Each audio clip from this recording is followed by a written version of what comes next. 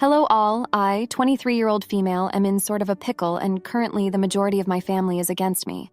My mother, 41-year-old female, has 6 kids altogether. Myself, my sisters, 22 years old, 19 years old, 17 years old, 16 years old, and my brother, 23 years old. Growing up was sort of hell for all of us. My mother never had a good track record of picking good men, and a lot of times me and my siblings would witness her boyfriends physically assaulting her or belittling her. Her second boyfriend would often hit us when me and my siblings were younger as well. It's a whole lot more, but then this post would be very long. However, about 5 years ago, my mother lost custody of my 3 younger sisters. There was some intimacy abuse going on with my mother's most recent ex-boyfriend. We didn't want our sisters in foster care, so me and my brother begged our grandmother to take them in, until me and my brother could come up with a plan or take custody of them. Dramatic, I know. But it's always just been me and my siblings against the world in my eyes. My grandmother, the saint she is, took my sisters and told me and my older brother not to worry about getting custody of them because we should be focusing on our lives and college. While me and my brother were hesitant at first, we decided to head off to college to kind of build up some social standing, I should say. I dropped out of college because I couldn't afford to keep up with the cost and bring my tuition down below a certain amount. However, my brother graduated last year. My sisters have been happy with living with my grandmother, and my grandmother loves having them around. She says she gets to see her grandbabies every day, and it's a blessing. They are comfortable living with her, and my grandmother has no intention of stopping caring for them. But back on course with my mom. When she lost custody, me and all my siblings had no contact with her, including my grandmother. Around 2 months ago, my mother sent me an email explaining that she would like to get back in contact with us and do family therapy. At first, I didn't say anything to my siblings because, in a sense, I felt like I was protecting them. However, she sent me a second email the following month after explaining that she broke up with her boyfriend and she really missed us. She wanted to do family therapy because she had a lot of pain built up, and she knew that we probably did as well. I talked with my grandmother about it, and she told me that I should ask my siblings if they wanted to, and have it be their choice. I spoke with my siblings about it, and the youngest ones were on board because they did miss our mom. However, myself and my other siblings were hesitant. But for the sake of my younger siblings, I responded to her, and we set up a time to meet up. About 3 weeks ago, we met up at a restaurant, and my mother looked exhausted but eager to see us. I declined a hug because I wasn't comfortable with it, and my mother looked angry. My mom caught up with all of us, and she asked during our lunch if my younger siblings would consider coming back home and her getting custody back. My younger siblings said they weren't sure, and I could tell they looked uncomfortable. I tried to change the subject, but my mom brought it back around. She started mentioning how we all could be a family again now that we're older, and she can rebuild what was broken. The rest of the meeting became a blur for me because I honestly checked out. A lot of buried emotions were coming up, and I shut down. After the meeting, I got an email from my mom later that night that she was really upset that I didn't hug her or say goodbye to her when we left. She said it was giving a bad impression to my younger siblings, and they would probably start mistreating her as well. I'm not going to lie, that email filled me with anger because she had a lot of audacity. I didn't respond, and I got another email from her, but it was a confirmation for our first family therapy session. We had it yesterday. We did the usual first introductory process and got familiarized. Later during the session, my mom was going on and on about how she did everything she could to protect us and so on. The silence from me and my siblings was pretty loud, and our counselor-therapist asked how we felt about that. My other siblings didn't speak. I wasn't planning on speaking either, but then what my mom said just made me snap. She told our therapist that I told them not to say anything because I wanted to turn my siblings against her, and she scheduled this session to help us and not divide us. After that, I just went off. I started screaming that she wasn't a good mother and she did nothing to protect us. She constantly vented to me about her relationships or her problems. This led me to internalize a lot of her issues as my own or my stressors. She never protected my brother when her boyfriends would beat on him when he tried to protect either her or my sisters. She never even thought of reporting her ex when my sisters first came to her about the abuse they experienced at his hands. I went off on a lot of other things, but at this point she was crying and so were my siblings. I told my therapist that if anyone was dividing the family up, It was her with her stupidity, ignorance, and just flat-out neglect. I was breathing hard after the incident, and after thinking about it, I'm not happy at all I exploded like that. My therapist decided we should take a break, but I told them I was just done. I was not going to sit here and listen to her trying to blame me for her actions or her problems. The session ended quickly after that, and later on in the night, my phone started blowing up with calls and texts from my mother's side of the family. They started berating me and saying that I was a horrible person for hurting my mother like that and making her feel horrible. They went on a tangent about how she was trying to turn over a new leaf and actually work at rebuilding a relationship with us. After all the calls and texts, I've been feeling like a terrible person for saying that to my mom. So honestly, am I the idiot? Now, for a few comments before the update. Comment 1. Not the idiot. She hasn't changed, she hasn't turned a new leaf, she hasn't apologized, she isn't taking any accountability for her actions, and wants to blame you. She needs lots and lots of individual therapy before there is another attempt at any type of family therapy or reunion. Any family member berating you can go to hell. Ask them if they were there when you and your siblings were being beaten, abused, and neglected. No? Then they have no opinions that matter and can STF you. Yep, I sound angry. Worked with abused and neglected children for 20 years and got so sick of mothers who chose men over their children. Always some damn excuse. Comment 2. Not the idiot.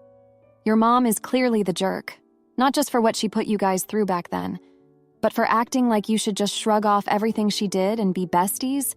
She's selfish and manipulative AF. Sounds to me like she's lonely without a man, so now she conveniently wants you all to reunite. Tough shoot. Your sisters clearly belong with someone who takes care of them, which isn't her. If it were me, I'd go no contact for good because I find it disgusting that she thinks she deserves custody back of kids that she allowed to be abused while in her care. Now for the update, thanks for sticking around for this update. Well, things have gone from bad to worse since I last wrote. 3 weeks ago, my brother, the golden boy with his shiny new degree, got caught up in a scandal. Turns out he'd been falsifying his grades to land a top job. When the truth came out, it was a mess. He lost the job and our family name got dragged through the mud. I was furious.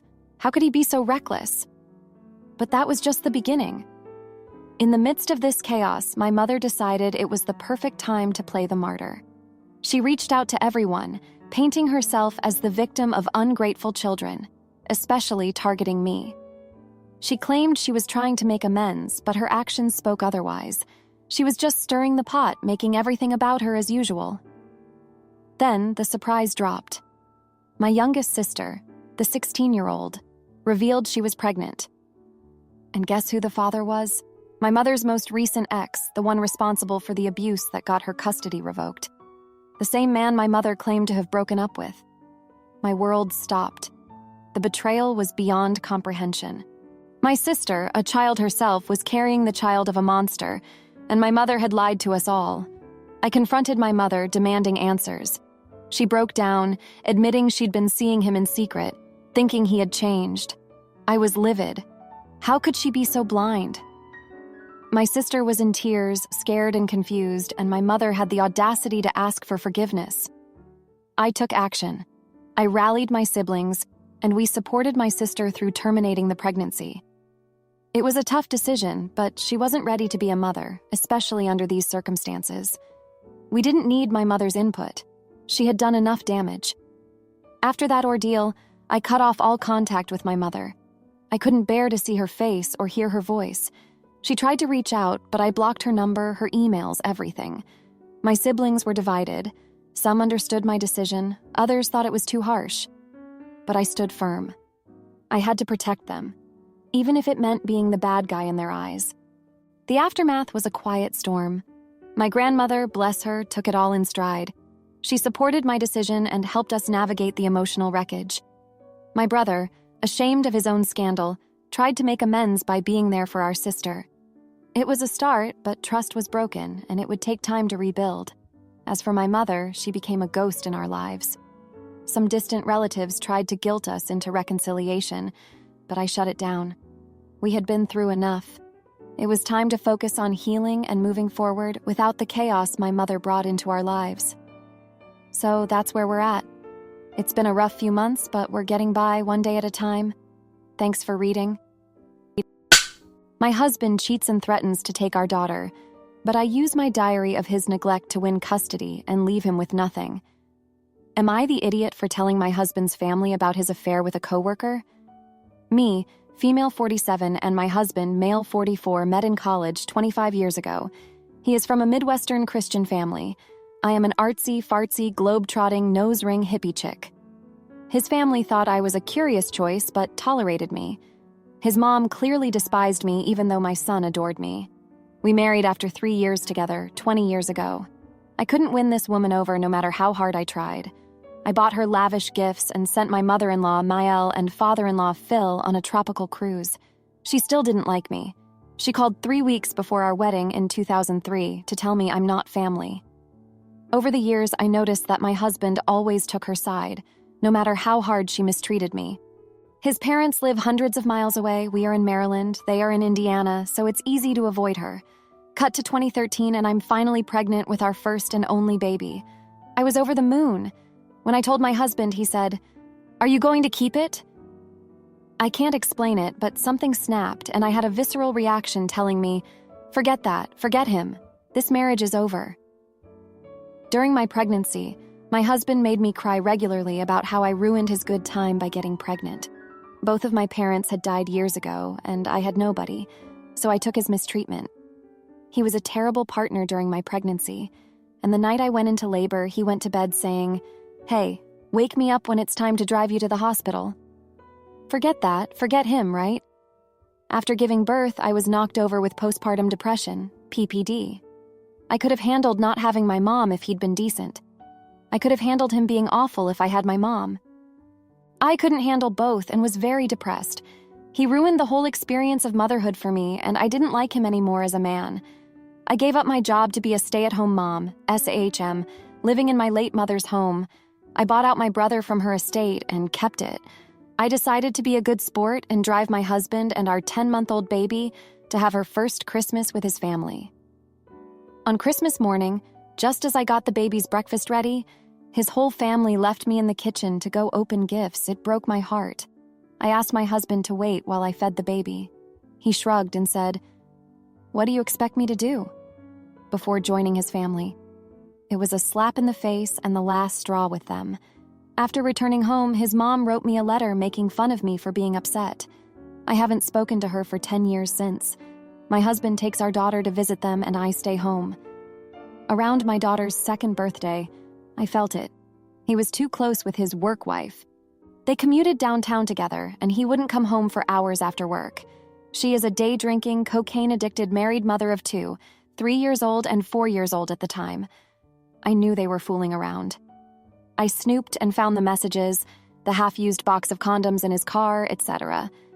Finally, one night, I woke up and went to check on him. He was self-intimacy in the living room while texting her. I let him have it and ran out to his truck to show him I found his condoms. Lots of yelling ensued. The next night, I let the baby fall asleep in the car seat as I drove downtown. I parked several cars away so I could see his truck. As expected, my husband and his coworker came down and started having intimacy within minutes while I sat there and watched, with the baby sleeping in the back seat. I thought I was going to puke. I videotaped them and sent it to her husband. My husband and his affair partner called me a homewrecker for ruining her life. I kicked him out a few days later because he said the affair was all my fault and called me damaged goods. I saw on his phone that he told his sister to ignore me because I'm crazy. He has admitted to never telling his family about the affair, as he said he never had intimacy with her, so it wasn't cheating. After 2 years of separation, he bought his own house and I moved in. Not because I like him, but for my daughter, and due to lots of family pressure to forgive him. His family thinks everything is fine, probably. I don't really know. His mom now has some money and wants to take the whole family, us 3, my sister-in-law, plus her husband, 3 kids, to Disney World. I said okay because my daughter will love it. But honestly, I'm dreading the trip. We are all staying in one house. I haven't spoken to these people in 10 years. His mom is apparently upset because she just wants to be friends with me. I have decided to be cordial, but honey, we aren't friends. Ever. My question is this. I took my ring off in 2016 when my husband said he and his affair partner left their rings on while having intimacy. Yeah, we live together in different bedrooms, but I'm not honoring him by wearing my wedding ring anymore. If his mom or sister ask about the lack of a ring, can I tell them about the affair? Should I say that their precious golden son and his cocaine-addicted girlfriend left their rings on? Should I show them the video of him and his affair partner in the parking garage? It would be so incredibly satisfying, but it will also ruin the trip 100%. I am tired of covering for him. I don't care if it embarrasses him, really. Am I the idiot if I disclose his affair? Now, for a few comments before the update. Comment 1. You're the idiot for using the lame excuse I didn't want a broken home for my daughter. Sister, she already has a broken home. Now she has to watch people treat her mother like garbage. Why on God's green earth would you want her to think that it's ever okay to let a man treat you this way? Get a spine and take the trash out and teach that little girl that you and her are both worth way more. Comment 2. My husband stayed with his ex-wife until the kids moved out. All 3 of his kids went on to have unhappy marriages that looked exactly like the relationship he and his ex had while the kids were growing up. They grew up to think that's what love looked like. Please don't do that to your kids. Show them that everyone deserves happiness. Now for the update, thanks for sticking around for more of this mess. So we went to Disney World, and it was a disaster from the start. My sister-in-law, who's always been a bit of a gossip, cornered me on the first day and asked point blank why I wasn't wearing my ring. I could feel my face getting hot, and I just blurted it out. I told her everything about the affair, the video, the whole 9 yards. She was shocked, and I could tell she didn't want to believe it, but the truth was out. The next day, the whole family was whispering, and I could tell my husband was on edge. He knew something was up. Then, during dinner, my sister-in-law, who couldn't keep a secret to save her life, confronted him in front of everyone. It was like a bomb went off. His mom started crying, his dad was yelling, and my daughter was scared and confused. I felt a mix of relief and dread because I knew this was just the beginning. In the aftermath, my husband tried to spin the story, saying it was all a misunderstanding, but his sister wasn't having any of it. She had seen the video. The family was split. Some were on his side, others on mine. It was chaos. But then something unexpected happened. His mom, the woman who never liked me, came to me and apologized. She said she never knew her son could do something like that, and that she was sorry for how she had treated me all these years. Just when I thought things might calm down, my husband did something unthinkable. He threatened to take full custody of our daughter, saying I was unstable and unfit to be a mother. He had been secretly recording our arguments and my outbursts, which were mostly me reacting to his provocations. He thought he had enough to paint me in a bad light. I was terrified. I couldn't lose my daughter. But I had something he didn't know about. I had kept a detailed diary of all his neglect, his affair, and how he had treated me and our daughter over the years. It was my insurance policy. When I showed my lawyer, she said it was a gold mine. It showed a pattern of behavior that would make any judge think twice about granting him custody. The custody battle was ugly, but in the end, the diary swung things in my favor. The judge saw through my husband's lies and granted me primary custody. My husband was furious, but there was nothing he could do. The truth had come out and it had set me free. Now I'm just trying to rebuild my life and make sure my daughter is happy and healthy. It's not easy, but at least now I don't have to pretend anymore. I don't have to cover for him or lie to his family. They know who he is now, and they know who I am. And for the first time in a long time, I feel like I can breathe. Thanks for reading this far. My fiancé spends our daughter's $6,000 savings on his truck and mom's gift. So I secretly save double and teach him a lesson about priorities and family first. My fiancé, Matt, claimed our daughter this year on his taxes and got back almost $9,000 because of it. I only made $800 less than him, but we were told to have him claim her, as he did make more money. When he found out how much he was getting back, we came up with an agreement to put $6,000 of the money into our daughter's Roth savings account. She's only 8 months old, so her savings is currently low, $800. We agreed to put $6,000 into the account because it would help the interest rate boost, and because we both work full-time anyways, so we don't need to use the tax money on anything else. Well, he got his taxes back 2 weeks ago. I just got mine back yesterday. I also claimed my oldest son, 13, not his child, so I got back $7,000. Again, we agreed that $6,000 of that would go into my son's Roth account. So basically, we were both contributing the same amount to the kids' accounts. But the thing is, I just found out that he never put any money into our daughter's Roth account, and he's already spent $4,000 on fixing his truck. And he just came to me 30 minutes ago and said, "My mom's birthday is in a few weeks, and I want to do something nice for her because I'm never able to, so I want to get her this," and sends me a link to an outdoor patio set for $1,200. The thing is, he gets her expensive stuff for her birthday every single year, so I don't know where he gets this "I never get her anything" notion from. Last year, he literally paid off her entire car for her birthday, $8,000, and the year before that, he brought her on a trip to Montana to see her brother that she hadn't seen in 6 years, and he paid for the entire trip, reaching the thousands money-wise. He also gets her stuff throughout the year and is the first person he goes Christmas shopping for, and usually he spends far more on her than anyone else. And before the mama's boy comments start, that's not entirely what it is. He is a man who lacks the ability to show emotion, or that he appreciates someone because he is a man of very few words. He expresses himself through gifts, and for the past 4 years, his mom has been in a health crisis, so he's been spending thousands on her. It doesn't put us into debt, it's just frustrating. Anyways, I texted him back and told him that he's not going to be using the money for our daughter on a gift for his mother, and he needs to put the money we agreed on into our daughter's account. He's now asking that we both only put $3,000 into the accounts for the kids, so he can have more money to spend on the gift for his mother because he feels strongly about getting it for her. I told him I'm still not comfortable with it. We had an agreement, and he's already blown through thousands of dollars, and he's acting ignorant with his money. His mother doesn't need a $1,200 patio set gift. Our daughter, however, needs money for her future. He argued that we still have plenty of time to save for our child, but it sets me right sideways knowing that our kid isn't even a year old yet, and he's always freaking up her savings. Which I told him. Now he's pissed at me, saying that he didn't expect the truck repairs to be that much and that he doesn't see what the issue is. Am I wrong in this? He's currently pissed and giving me the silent treatment because plans freaking change. We should be able to compromise on this. ETA. We dropped $46,000 to pay off the remainder of our home loan last month. It came from our joint savings account. He currently has $590 in his personal savings. I have $6,000 and some change. We have to rebuild our joint savings. Other than that, we have bills managed just fine for those questioning my finances.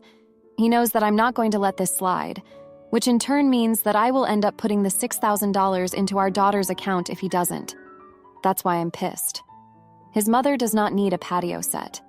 I make much more money than he does, usually. I didn't last year because I was pregnant and worked less, hence why I have more savings now, but made less than he did last year. I'm a real estate agent. He is a general laborer. The Roth IRA accounts are in my mother's name, as she was the one who opened the accounts. She also puts money toward it. I forward her a certain amount of my paycheck to put into the accounts for us, as it's just easier this way as of current. Now for a few comments before the update. Comment 1. Nope. Stand firm with this. He got her a big gift last year. Maybe this year. Just take her out for a meal, for God's sake. This is for his daughter's future. I personally would tell him he puts the full $6,000 in, or he sells his truck to put the $6,000 in, his choice. And if he wants to make a big song and dance about it, he can move in with his mom, and they can sit together on her $1,200 patio set. Comment 2. So he paid $8,000 out of his pocket last year for her car, but this year he needs to take his daughter's money? Why can't he just pay for it himself? ETA. You legally can't put tax refunds in a Roth for your kids. They're only for earned income. Gifts aren't income. Now for the update, thanks for sticking around. A lot has happened since my last post. So after I found out Matt hadn't put the money into our daughter's Roth account, things got worse. He went ahead and bought that patio set for his mom without my okay. I was livid. I mean, we had a clear plan for our finances, and there he was, just throwing it out the window. I couldn't believe it. I had to do something about it. but I didn't know what yet. Then my mom, who's always been my rock, sat me down. She told me about how my dad used to be just like Matt, always spending on the wrong things.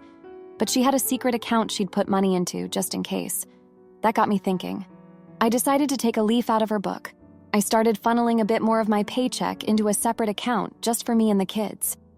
It wasn't what I wanted our relationship to be, but I had to protect our future. A month went by, and I thought maybe Matt had learned his lesson, but no, he came home with a brand new set of golf clubs. Said he got a great deal. That was the last straw. I confronted him, told him about the secret account, and how I'd been saving because I couldn't trust him. He was shocked, said he felt betrayed, but come on, betrayed?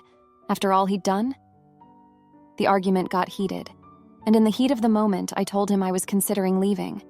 That's when he broke down, said he'd been stressed about work, about not being a good enough provider. I felt for him, I really did, but that didn't excuse his actions. We agreed to go to counseling. It was tough, airing all our dirty laundry, but it helped a bit. We started to communicate better, and he promised to be more responsible with money. I wanted to believe him. I really did. But then my mom called. She'd been doing some digging, and it turns out Matt's mom wasn't in as much of a health crisis as we thought. She'd been taking advantage of his generosity, using his guilt to get what she wanted. That was a blow. I confronted him with the information, and he was just as shocked as I was. He'd been manipulated by his own mother. We had a big family meeting with his mom, too. It was ugly. Accusations flew. Tears were shed. In the end, she admitted to exaggerating her health issues. Matt was devastated. He'd been trying to do the right thing by her, and she'd used him. After that, things started to change. Matt cut back on the money he gave his mom. We worked together to rebuild our joint savings. He even put double the amount we agreed into our daughter's Roth account to make up for before. It was a start. And me? I kept my secret account, just in case. But I started to see a change in Matt. He was trying, really trying. And that meant something. Thanks for reading. It's been a wild ride. If you liked this video, you'll probably like these too. Also, while you're here, please consider subscribing. It's your support that keeps this channel alive and allows me to make better and longer videos. Have a great day.